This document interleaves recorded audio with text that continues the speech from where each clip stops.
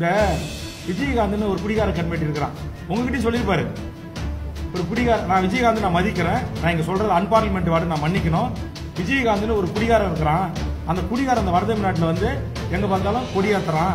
இந்த நாய்ங்க வேற சொந்த ஜாதி மக்களை சொல்லுவாரு, அசிங்கமான வார்த்தையை சொல்லி இந்த நாய்ங்க, இந்த ஒரு மாதிரி கேவலமான வார்த்தை சொல்ல விரும்பல, இந்த நாய்ங்க ஊர் ஊரா அவனுக்கு கொடியாத்துறான், கொடி கட்டுறான். நீ என்ன பண்ற வேலை? நீ தான் தளபதி, நீ தான் இந்த கட்சி, உன்னை நம்பிதான் நானே இருக்கிறேன். வட தமிழ்நாட்டில் எங்கேயும் விஜயகாந்த் கொடி ஒண்ணு கூட பறக்கூடாது. என்கிட்ட பேச சொல்லுவார், விஜயகாந்த் பொண்டாட்டி எப்படி பேசணும், விஜயகாந்த் எப்படி பேசணும், விஜயகாந்த் மச்சான் சுதீஷ் எப்படி பேசணும்னு. சுதீஷ் எனக்கு அவ்வளவு நண்பர். இன்னும் சொல்ல போனா விஜயகாந்த் எனக்கு அவ்வளவு ஒரு நண்பர்.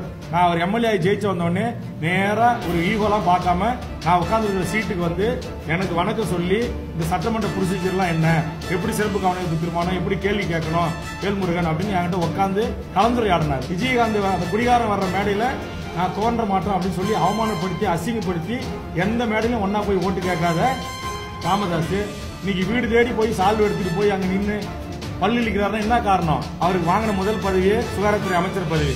ஒரு ஆண்டுக்கு 20 லட்சம் கோடி turn over, medical, paramedical and medicines இறக்குமதி ஏற்றுமதி, இதற்கான கமிஷன் மட்டுமே 20% சொல்றாங்க தான் 20% சொல்றாங்க. அப்பனா ஒரு ஆண்டுக்கு 20 லட்சம் கோடிய மருத்துவத்தை கையாளுற ஒரு துறைக்கு அமைச்சரா இருக்கிறவங்ககிட்ட அவர் போய் யாருக்கிட்டையும் லஞ்சம் கேட்க வேண்டியதே இல்லை. அதெல்லாம் வண்டியனாவது செத்து போனவனாவது அப்படின்னு சொல்லிட்டு தான் பொண்டாட்டி சரஸ்வதி அம்மா பேர்ல பேரை வச்சுக்கிட்டாரு.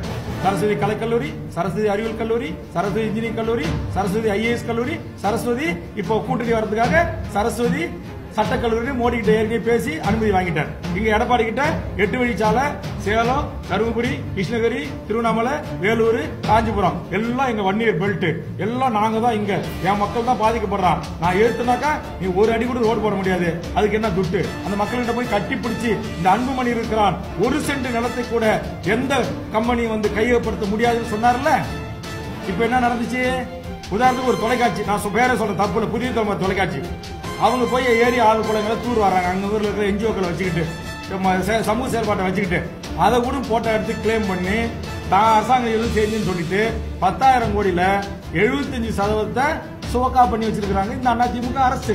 அதிமுக பாமக கூட்டணி என்பது முழுக்க முழுக்க தான் குடும்பத்திற்காகவும், தனது மகனுக்காகவும், தனது மகளுக்காகவும், தனது பேரனுக்காகவும், தனது அக்கால் மகனுக்காகவும், ஒரே குடும்பத்தில் பாருங்க, வேட்பாளர் பட்டியல் பாருங்க. நீங்க இந்த தொலைபேசி போய் கொடுக்க போன, தூக்கி அடிச்சு என் மோகம் மந்திரியாக உனக்கு பிடிக்கல நாயை வெளியே போன சொன்னார். கலைஞர் வன்னியருடைய கோவணத்தை அவுத்துக்கிட்டு விட்டுருவாருனாரு. ஆனா வன்னியர்கள் கோவணத்தை மட்டும்தான் அவுத்துக்கிட்டு விட்டாரு.